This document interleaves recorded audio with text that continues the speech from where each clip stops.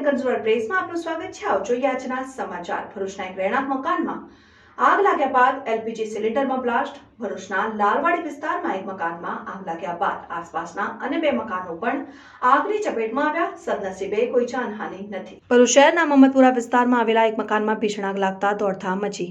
આગની ચપેટમાં બાજુના અન્ય બંધ મકાનો પણ આવ્યા। ઘટનાની જાણ થતાં જ નગરપાલિકા અને જીએનએફસી મળી 5 ફાયર ફાઇટરોને તોડી આવીને આગ ઉપર કાબુ મેળવવાની કામગીરી હાથ ધરાઈ। આગમાં મકાનમાં રહેલા 2 ગેસના બોટલ પણ બ્લાસ્ટ થતાં લોકોમાં અફરાતફરીનો માહોલ સર્જાયો। ભરૂચના બી ડિવિઝન પોલીસ મથકની સામે લાલવાડી વિસ્તારમાં એક મકાનમાં અચાનક આગ ફાટી નીકળી હતી, જેથી સ્થાનિકોમાં દોડધામ મચી ગઈ હતી। આગ એટલી વિકરાળ હતી કે આગના ગોટેગોટા દૂર દૂર સુધી નજરે પડ્યા હતા। આગની ચપેટમાં બાજુના અન્ય 2 મકાન પણ આવતા આગે ભયંકર સ્વરૂપ ધારણ કર્યું। આગમાં 2 ગેસના બોટલ પણ ફાટ્યા હોવાનું સ્થાનિકોએ જણાવ્યું।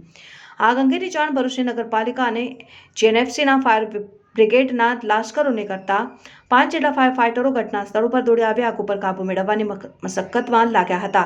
સદનસીબે આગમાં કોઈ જાનહાનિ થઈ નથી અને સ્થાનિકોએ રાહતનો શ્વાસ લીધો। જોકે આગ લાગવાનું કારણ હજી સુધી જાણી શકાયું નથી। લાશ્કરોએ આગને કાબૂમાં લીધા બાદ કાટમાળમાંથી સોના ચાંદીના દાગીના મળતા મકાન માલિકોને તે પરત કર્યા હતા। જોકે આગને કારણે ઘરની આખી ઘરવખરી બળીને ખાખ થઈ જતા પરિવારજનોએ પોતાનું બધું જ ગુમાવી દેતા તેમની આંખોમાંથી અશ્રુઓ વહ્યા હતા।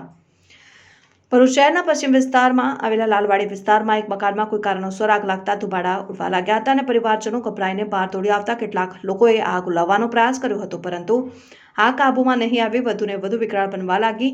જોતજોતામાં આગે ઉપર નીચેનું આખું મકાન ચપેટમાં લઈ લીધું હતું। આરસામાં આગ બાજુના મકાનોમાં પણ પ્રસરવા લાગતા અને 2 મકાનો પણ આગની ચપેટમાં આવી જતા આગની જ્વાળાઓ વધુને વધુ ઊંચે ઉડવા લાગી હતી અને ઘટના સ્થળેથી 50 ફૂટના અંતરેથી પણ આગની ગરમીનો અનુભવ થઈ રહ્યો હતો।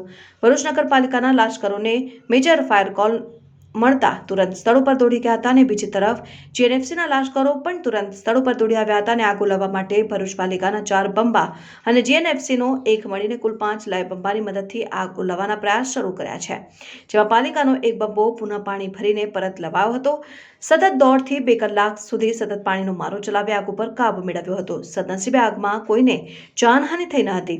બંને મકાનમાં કુલ 6 લોકો રહેતા હતા અને તેમનો આબાદ બચાવ થયો હતો, પરંતુ ઘરનો સામાન બળીને ખાખ થઈ ગયો હતો।